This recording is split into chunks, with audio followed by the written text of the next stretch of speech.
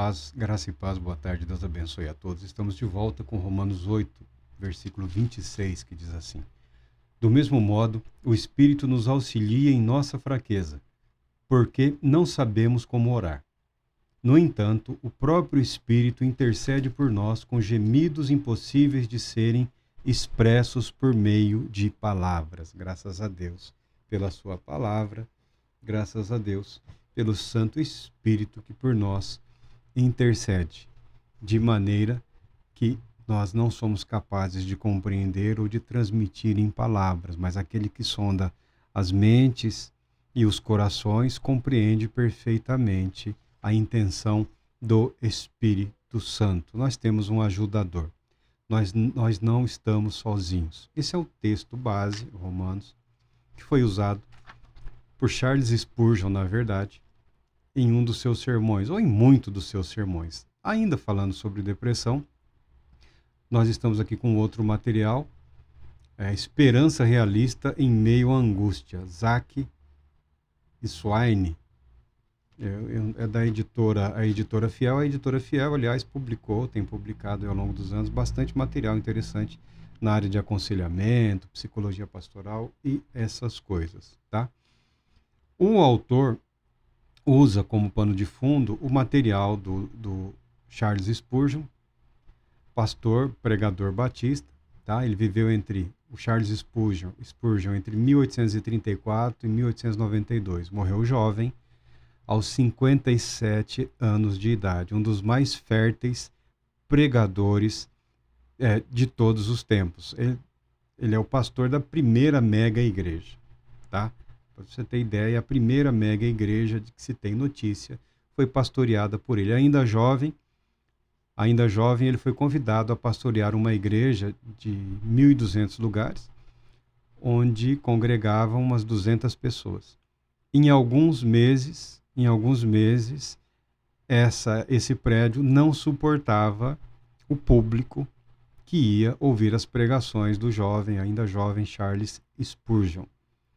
Eles mudaram para um lugar que comportava acho que 10 mil pessoas, 12 mil pessoas, algo assim. Ele pregou, ele teve um ministério longo, um ministério frutífero, um homem ricamente abençoado por Deus. O que muita gente não sabe é que ele passou boa parte da sua vida ministerial lutando contra crises terríveis de depressão crônica, depressão profunda, depressão mórbida. E ele é um dos primeiros ministros do Evangelho a não negar, a declarar publicamente a sua condição, a sua dificuldade, a sua luta. Eu, pessoalmente, acredito que a intensidade com a qual ele lutou contra essa condição terrível e devastadora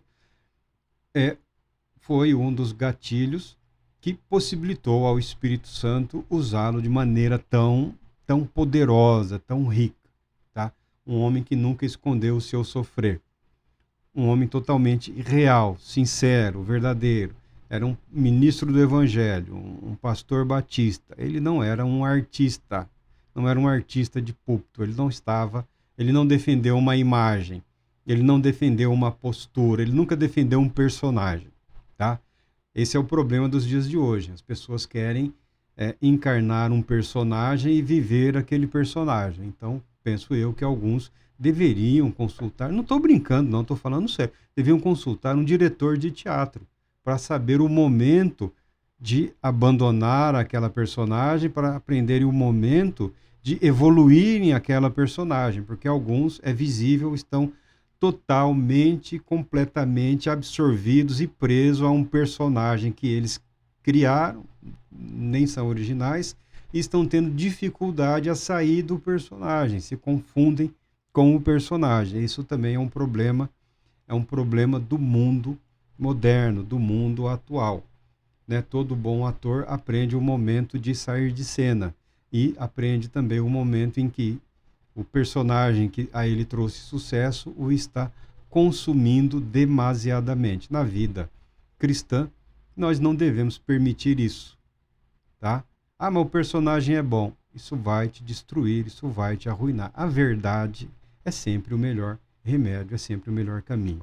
Esperança realista em meio à angústia. Vai usar aqui como pano de fundo a vida, o ministério e as pregações do Charles Spurgeon. Caso você queira e tenha recursos, não é baratinho. É Os Tesouros de Davi, uma obra em 3 volumes, uns R$ 300. Não é tão caro, R$ 300.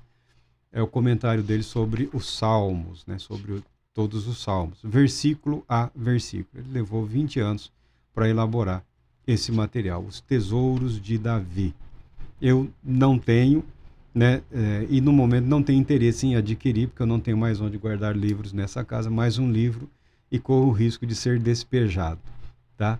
E também o meu programa de leitura tá sobrecarregado para esse ano e para o próximo ano. Meu programa de leitura está esgotado. Não tem como encaixar uma obra dessa magnitude, dessa envergadura. Já tem meus compromissos devocionais, então não dá. Mas eu recomendo, é um excelente material. Aliás, as pregações do Charles Spurgeon até hoje são repregadas constantemente, né? Ele escreveu muito, ele escrevia também. Os sermões dele eram publicados, não é todo mundo que consegue publicar o que prega. Nós temos bons pregadores, bons oradores, mas quando você transcreve o que ele pregou, não fica bom no papel. Spurgeon preparava, redigia para depois pregar. Abençoada era uma funcionária dele, uma pessoa para quem ele pregava de antemão. Primeiro ele pregava, se ela não entendesse alguma pessoa simples, se ela não entendesse alguma coisa, ele mudava lá, tá? Era um homem que estudava muito, que lia muito, que se dedicou muito e realizou muito e sofreu muito. A estrada da aflição. A estrada da aflição tem sido bastante pisoteada, porque ela é a trilha regular das ovelhas para o céu, e todo o rebanho de Deus tem tido que passar por ela. O sofrimento, então, é normal. Se você deseja uma vida isenta de sofrimento, nunca soube disso. Todos sofrem. Toda a criação sofre. Toda a criação padece angústias. Toda a criação sofre de ansiedade. Toda a criação, em algum momento, todo ser humano, toda pessoa, em algum momento, passa por essas situações difíceis. O que diz aqui? Como atravessarmos os tempos que acabam com o nosso fôlego, quando até mesmo os mais fortes e mais valentes dentre nós têm de admitir com os olhos desolados: eu não sei o que orar. Está parafraseando ali o livro de Romanos, capítulo 8, versículo 26. Quando não encontramos palavras, ou quando as nossas palavras não têm peso, não têm profundidade, não conseguem expressar absolutamente tudo que estamos desejando expressar ou que estamos sentindo. Apesar que o silêncio não é pecado, o silêncio não é errado, tá? Não estamos desamparados, nunca estaremos desamparados. Mas há momentos de questionamento, em que experimentamos a sensação de desamparo. Na verdade, nesses momentos, nós até nos questionamos se não fomos nós que causamos o problema.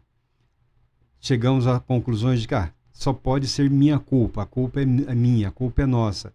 Deus está contra nós, Deus está contra mim.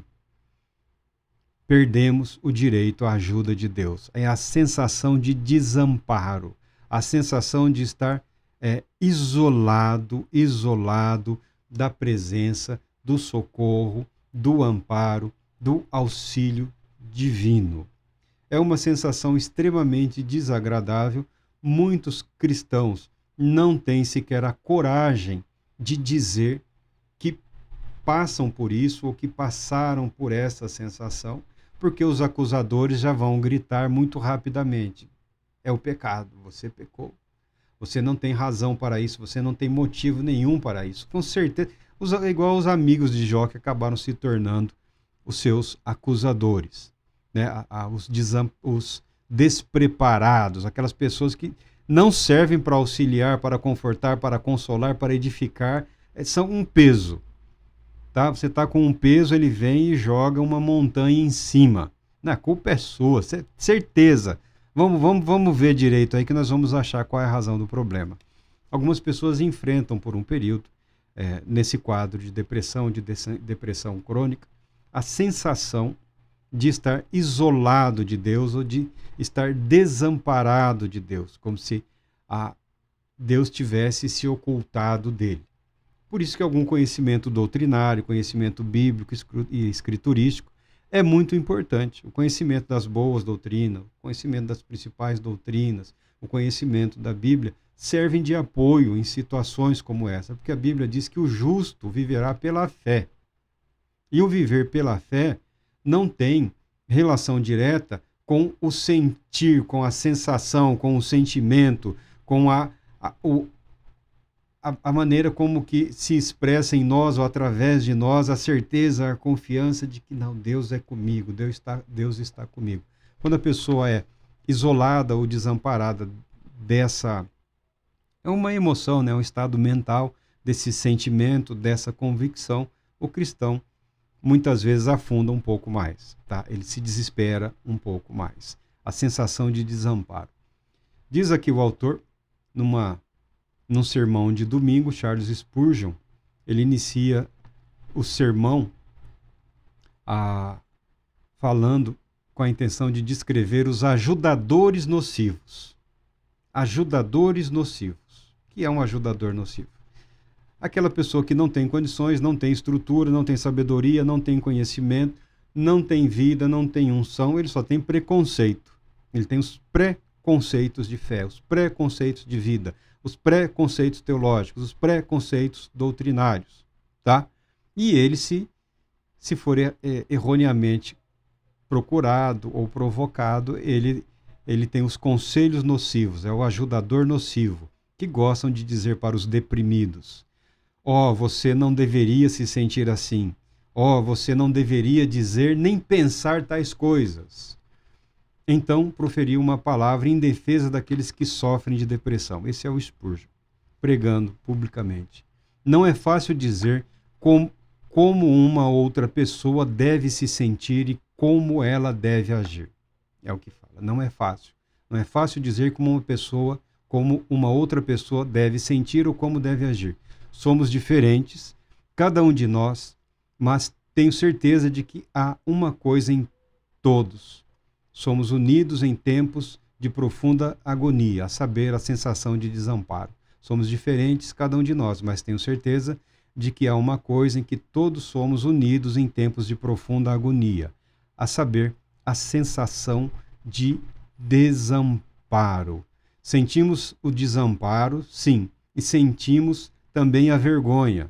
À semelhança de outros problemas relacionados à saúde mental, nós não falamos a respeito da depressão. E se falamos ou sussurramos, como se o assunto fosse escandaloso, ou o repreendemos como se fosse um pecado. Não é à toa que muitos de nós não procuram ajuda, pois quando fazemos, aqueles que tentam ajudar apenas tornam mais constrangedora a situação. Imagina numa congregação de convicções neopentecostais, no estado em que se encontra, principalmente esses neopentecostais obcecados por Satanás, obcecados por demônios, em que tudo é demônio. Você imagina alguém sofrendo de depressão num lugar ou num ambiente desses. Você imagina. Além de toda a dor que tem, ainda será constrangido, confrontado com a possibilidade de estar debaixo de uma opressão satânica, demoníaca, um estado de possessão. Porque na boca de alguns tudo é Satanás, tudo é demônio. Quem pensa assim, num determinado momento, pagará o preço de falar assim, de pregar assim e de julgar assim. Eu recomendo que a pessoa busque a palavra de Deus, um conhecimento amplo da verdade da palavra de Deus e um conhecimento bíblico da natureza e da condição humana, tá? Mas Charles Spurgeon, ele é aquele pastor, aquele ministro que não esconde a sua dor. Nunca escondeu. E isso não diminuiu o respeito, não diminuiu a credibilidade, não diminuiu a confiança da igreja nele. Ele nunca se apresentou como um super-herói. Ele nunca se apresentou como um super-santo. Ele nunca se apresentou como um super-homem. Nunca se apresentou como alguém imune à dor, ao sofrimento, ao medo, à angústia, à depressão, à sensação de abandono, de isolamento, tá?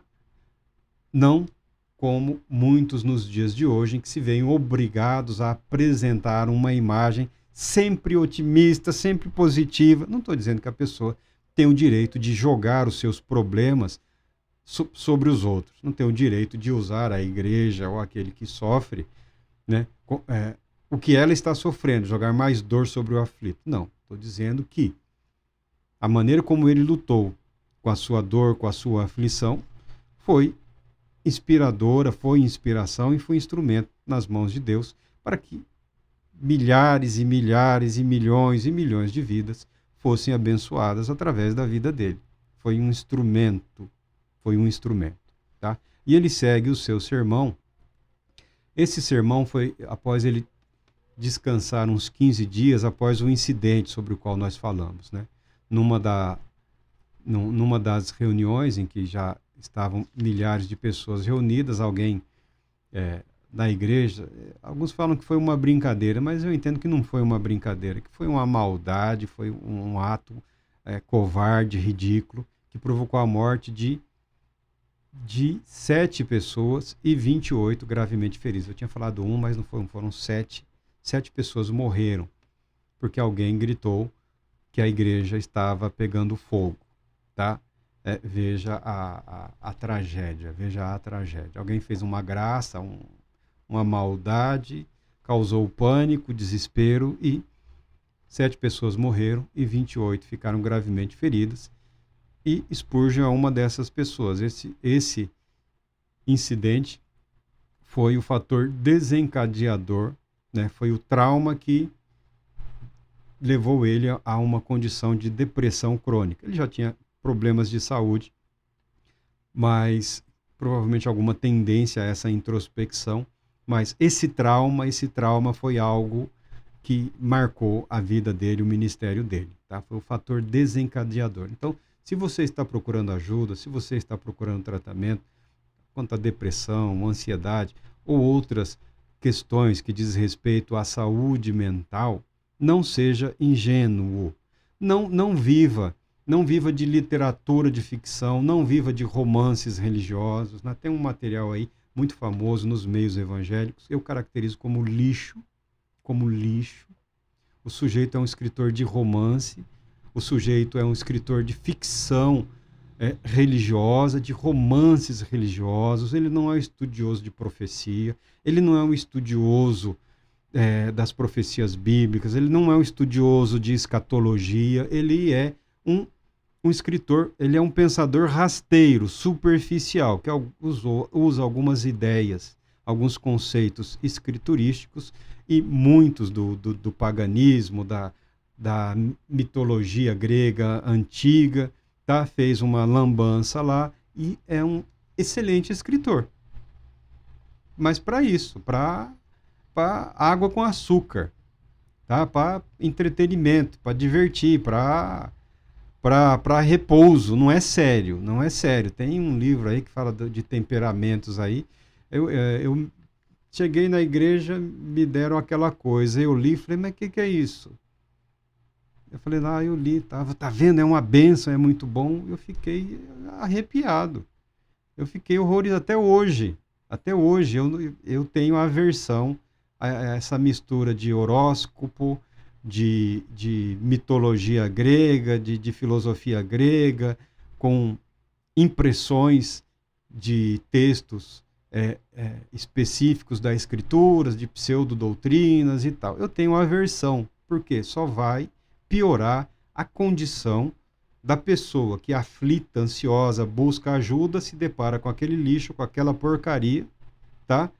Você está jogando mais toxicidade numa mente, numa alma aflita, angustiada, e não conseguirá fazer ou permitir que o Espírito de Deus ajude aquela pessoa. Você vai criar mais embaraços, vai criar mais problemas. Tem muito disso no meio religioso, tem muito disso no meio cristão. Por isso eu sempre sugiro Viktor Frankl. O material dele é Logoterapia, para o contexto religioso judaico-cristão, né? A logoterapia, a vida com propósito, a clareza, a objetividade, se busca pelo sentido, significado da vida, e isso ajuda muito, faz muito sentido. Só que a obra do sujeito são dezenas de livros. São dezenas de livros. Não tão fáceis de serem digeridos assim. Tá? Mas é um recurso interessante. É um recurso interessantíssimo. Quanto a esses mitos, essas fábulas, essas obras de ficção, melhor você manter-se afastado delas. Essa é a minha convicção pessoal. Me perdoe quem ama, eu não tenho nada contra o cara, não tenho nada contra o trabalho, ele já morreu inclusive, não tenho nada contra o trabalho de ninguém, não quero boicotar o ganha-pão de ninguém, mas se você tem problemas sérios, você precisa de pessoas seriamente comprometidas com o tratamento daquele problema, com a cura daquele problema, com o ajudar as pessoas naquela situação, tá? E ele segue a pregação dele aqui. Nesta manhã quase me arrependo de ter me aventurado a ocupar este púlpito, pois eu me sinto profundamente incapaz de pregar-lhes para o seu bem. Eu tinha achado que o silêncio e o repouso dessa última quinzena já tivessem anulado os efeitos daquela terrível catástrofe. Entretanto, ao voltar novamente ao mesmo local e, mais especificamente, ficando aqui em pé para me dirigir a vocês, sinto um pouco daquelas mesmas emoções dolorosas que quase me deixaram prostrado. Portanto, me perdoem nesta manhã. Aí ele, fiquei completamente impossibilitado de estudar. E ele ora, ó Espírito de Deus, aperfeiçoa tua força na fraqueza de teu servo e capacita-o para honrar o seu Senhor, mesmo quando sua alma está abatida em seu interior. É preciso estar empolgado, animado para pregar? Não. É preciso estar naquele estado de espírito, de alegria? Não. Porque a vida não é assim. Todo mundo tem lá os seus momentos. E o Spurgeon, apesar de terrivelmente abatido, aflito, angustiado, ele recorre ao ajudador, ao Espírito Santo. Ele recorre a Deus, mesmo não sentindo, ou mesmo sentindo que está isolado daquela divina e santa presença, mesmo não conseguindo sentir na sua mente, na sua alma, o amor gracioso de Deus. Ele sabe que o justo vive pela fé, que o Santo Espírito de Deus é onisciente, é onipresente. Ele não nos abandonará, ele não nos abandonará. Não há motivo, ele é o penhor da nossa herança. Quando Jesus Cristo diz que eu voltarei, mas antes, diz, eu rogarei ao Pai e ele enviará para vocês outro ajudador, ou seja, o Espírito Santo da promessa. É o penhor, é a garantia de que Cristo retornará. O Espírito Santo é o garantidor da presença de Cristo. Ele o substitui na igreja, não são os apóstolos. Os apóstolos sempre tiveram a consciência de que eles não eram sucessores ou substitutos de Jesus Cristo. Nunca pretenderam isso. O Espírito Santo ocupava nas mentes, nos corações, na vida dos apóstolos, o lugar de honra pertencente única e exclusivamente a Cristo Jesus, porque Cristo Jesus, nosso Senhor, está nos céus. Mas pelo seu Espírito, pelo Espírito Santo, o Espírito de Cristo, ele está permanentemente conosco. Essa é uma garantia, ele fala, até que eu volte, o Espírito é dado como penhor, como garantia. Meu Deus, o que pode equivaler a Cristo Jesus? O que pode equivaler ao amor de Deus? O que pode equivaler à revelação plena e absoluta do amor de Deus em Cristo Jesus? O Espírito Santo. Então atua de forma soberana, graciosa, pairando sobre toda a igreja. Você, se quiser buscar em Gênesis, como eu falo, mas isso está em Gênesis? Está em Gênesis. Quando a terra se encontrava sem forma e vazia, quando o mundo, quando o universo estava numa condição de caos, ou seja, podendo gerar vida, mas não suportando a vida que poderia ser gerada, ou seja, sem forma, vazio, como se não tivesse significado, sentido. A Bíblia declara que o Espírito de Deus pairava sobre a face do abismo. O abismo sobre a face das águas é um símbolo de mistério. Ainda que não sejamos capazes de compreender os motivos pelos quais a nossa vida, a nossa existência, a nossa realidade esteja num momento enfrentando uma situação caótica, desesperadora, como se o mundo não fosse capaz de conter toda essa tragédia, toda essa angústia, todo esse conflito, como se o nosso corpo e a nossa mente estivesse prestes a entrar em erupção, como se isso fosse possível. Sabe que o Espírito de Deus, de forma soberana e graciosa, contempla esse estado caótico, esse estado subversivo, esse estado mental, espiritual de angústia, em que a pessoa tem por algum tempo, algum momento, a dificuldade de estabelecer qual o próximo passo, qual a decisão a tomar, o que eu faço a seguir. Isso aconteceu na vida de muitos. O Espírito Santo é o ajudador. O Espírito Santo não é o senhor Charles Spurgeon. Não é o apóstolo Paulo. Não é Moisés. Não é homem nenhum. Não é mulher nenhuma. Não é criatura humana. Não é anjo nenhum. Nem arcanjo. É o Espírito Santo que, de forma graciosa e soberana, contempla essa situação que, para nós, é perfeito caos, mas para Deus é a condição favorável para recriar, para moldar, para restaurar, para garantir que a terra, que o mundo, ou o nosso mundo, a nossa vida, adquira a forma proposta por Deus, para que em nós a vida de Deus possa gerar os frutos prometidos por Deus. É o Senhor, o Espírito Santo.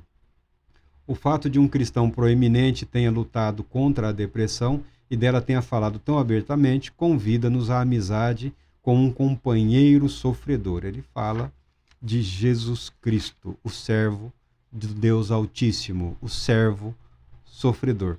A estrada da aflição não é exclusividade dos deprimidos. A estrada da aflição é uma trilha, é o caminho pelo qual todas as ovelhas, todo o povo de Deus acaba passando em algum momento da vida. E no caso de quem sofre ou padece disso tudo, pode ser uma longa caminhada. Pode ser uma caminhada muito difícil, mas o importante é saber que, apesar de todas as dificuldades, deprimido e não deprimido, doentes e saudáveis, ou saudáveis, contemplarão a face do Todo-Poderoso da mesma maneira, da mesma forma. No momento apropriado, na realidade eterna, no mundo vindouro, no mundo futuro, não haverá depressão, não haverá ansiedade, não haverá medo, não haverá angústia, não haverá temores. Por que você acha que você pega os textos do Antigo Testamento e Deus fala, não temas, porque o sujeito estava com medo. Ele fala, ser forte, porque a pessoa estava se sentindo tomada de fraqueza, sentia-se incapaz de realizar aquilo que Deus havia exigido. Deus, eu não tenho forças, eu não vou dar conta, é muito para mim, é demais para mim. Que bom que expressou essa dor, essa angústia, esse medo, essa tristeza para a pessoa certa. Para a pessoa certa, o primeiro passo, reconhecer diante de Deus o seu estado real, a sua condição verdadeira, a sua condição atual, seja ela qual for.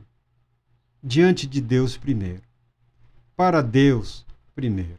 Confia em Deus. É claro que eu sou aqueles que falam, procura um médico, procura ajuda.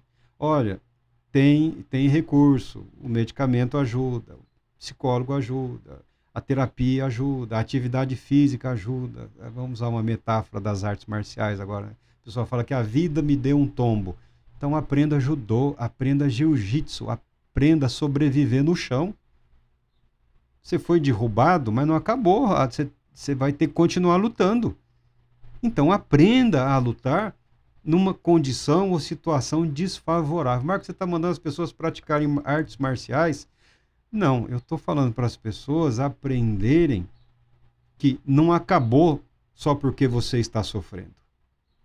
Não acabou só porque você não está mais sentindo forças. Não acabou porque a sua alegria se esgotou.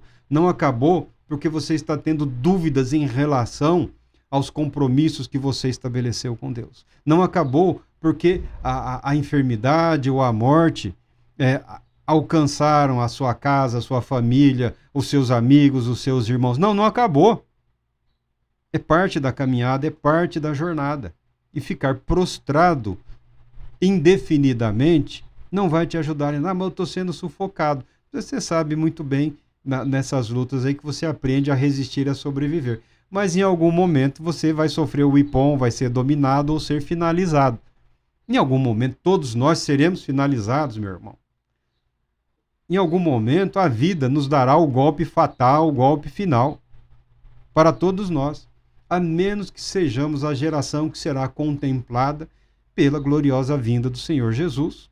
E como o apóstolo Paulo declara, aí então todos nós seremos transformados e nem teremos a primazia. Primeiro, os que morreram em Cristo serão ressuscitados. Depois, nós, os que estivermos vivos, seremos transformados. Então, a vida, em algum momento, vai nos derrubar de forma fatal e final. Mas essa não é a questão. Eu estou lutando contra um gigante. Azar do gigante, ele é um alvo fácil. Antes que ele me derrote, eu vou encher ele de pedrada. Eu vou dar trabalho para o gigante. Eu vou lutar até o fim. E quando eu não tiver forças, eu vou me arrastar. Quando eu estiver prestes a receber o golpe final, eu vou dizer como o apóstolo Paulo, sorrindo para a morte: guardei a fé, combati o bom combate. A minha hora chegou, estou pronto. Esse é o caminho, esse é o caminho. Deus Todo-Poderoso te abençoe, te proteja e te conceda paz, muita paz.